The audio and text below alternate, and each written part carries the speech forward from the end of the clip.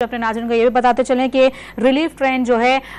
तकरीबन 1-1.5 घंटे कबल जो है हैदराबाद से रवाना की गई थी, ताहम वो अब तक वहां पर नहीं पहुंच सकी है। इसके अलावा वहां पर क्योंकि जो ट्रेन की जो बोगियां पटरी से उतरी थी ये मट्टी के अंदर बहुत बुरी तरीके से घुस गई हैं, धंस गई हैं, इसलिए वहां पर ऑपरेशन करने में जो है रेस्क्यू ऑपरेशन में मुश्किलात का सामना करना पड़ रहा है। और नवाबशाह की जो इंतजामिया है उनकी जानिब से हैवी मशीनरी तलब की गई थी, लेकिन अफसोस नाक बात यह है कि वो जो हैवी मशीनरी है वो ताहम अभी तक जो है ताहाल वहां पर नहीं पहुंच सकी है।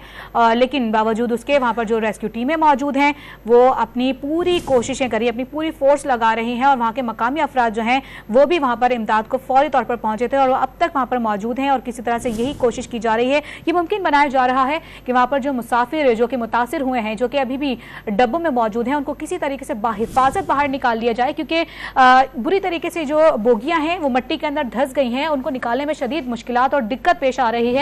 और इसी वजह से जो है ये हैवी मशीनरी और कटर्स वगैरह तलब किए गए थे ताकि जो ट्रेन की जो बोगियां हैं उनको काटा जाए और कट करके जो है उनको हिफाजत बाहर निकाला जाए और उनकी